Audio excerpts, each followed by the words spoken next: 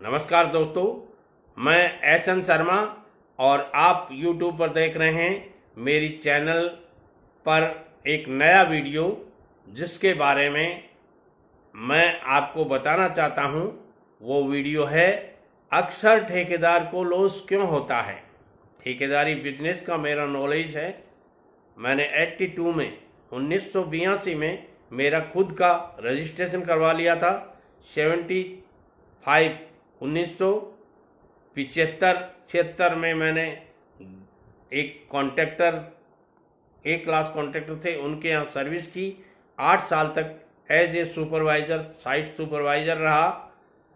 और उसके बाद में जब मुझे पूर्णतः नॉलेज हो गया कि अब मैं इसी बिजनेस से कमा के खा सकता हूं, तो मैंने 1982 में अपना खुद का रजिस्ट्रेशन करवाया और ठेकेदारी की और यथायोग्य मेरी सामर्थ्य के अनुसार मैंने पैसा भी कमाया, जिससे मेरा जीविकोपार्जन हुआ।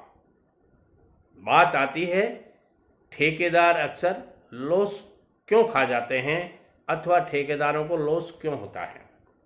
देखिए दोस्तों, ठेकेदारी एक ऐसा बिजनेस है जहां आपको दूसरों के भरोसे काम में प्रॉफिट कमाने की गुंजाइश रखनी होती है।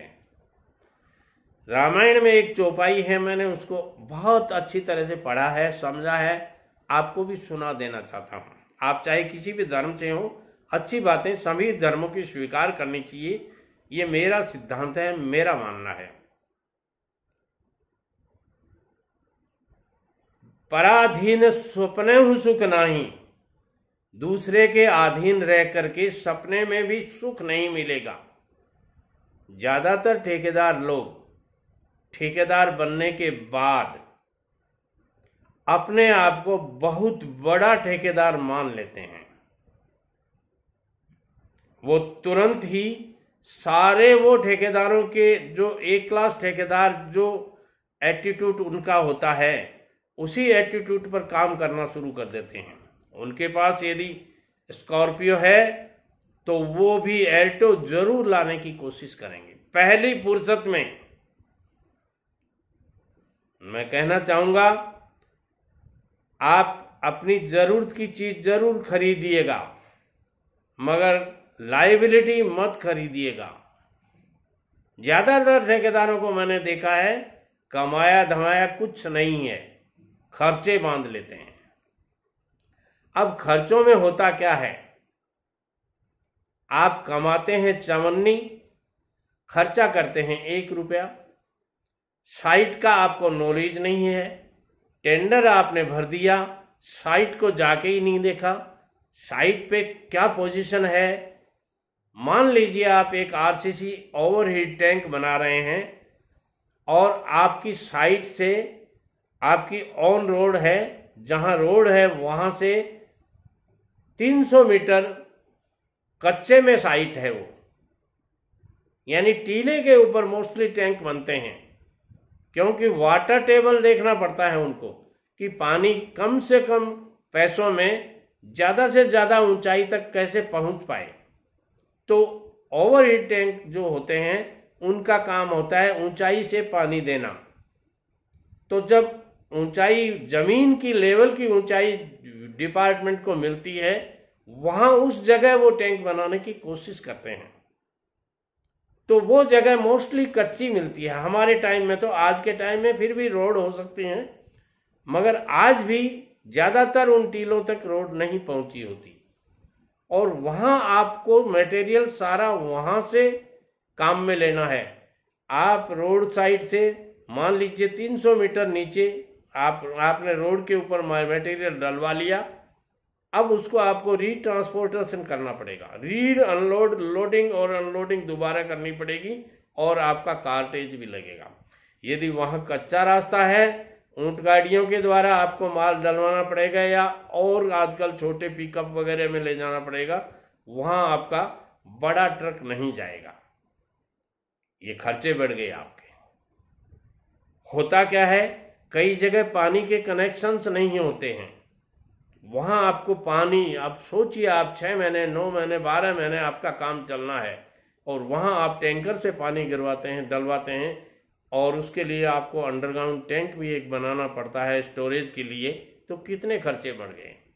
देखिए, आपकी एक लापरवाही से आपने साइट जाके नहीं देखी, ये छोटी सी बात है।